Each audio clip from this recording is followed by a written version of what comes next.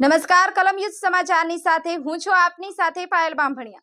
તો જોઈએ આજના મહત્વના સમાચારમાં। છોટાઉદેપુર જિલ્લાના નસવાડી ખાતે તલાટીની ધાકધમકી અને ગાળો દેનાર માથાભારે સર્વિસ મેમન વિરુદ્ધ બીજી પણ પોલીસ ફરિયાદ નોંધાઈ છે।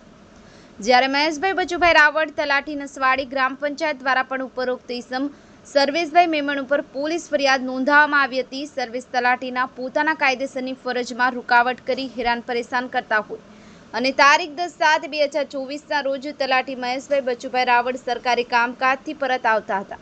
તે દરમિયાન તેઓને રોકી ગમે તેવી માબેન સમાણી ગંદી ગાળો બોલી તલાટીનો કોલર પકડી રાવળિયા તું તારું મારું કામ કરતો નથી અને બહુ ફાટી ગયો છે અને હવે સપાટાની જરૂર છે, તને હવે મારવો પડશે તેમ કહી ધૂળ ધપાટનું માર મારી ધક્કો મારી નીચે પાડી દઈ જાનથી મારી નાખવાની ધમકી આપી હતી।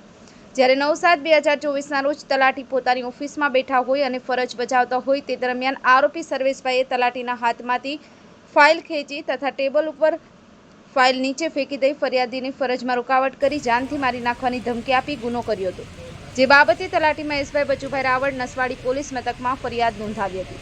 જ્યારે પોલીસે ન્યાય સહિતની કલમ 121(1), 296 ખબ 351(3) મુજબ ગુનો નોંધી આગળની કાર્યવાહી હાથ ધરી છે। મુકેશ જે રાઠવા, કલમયુદ્ધ સમાચાર, છોટાઉદેપુર।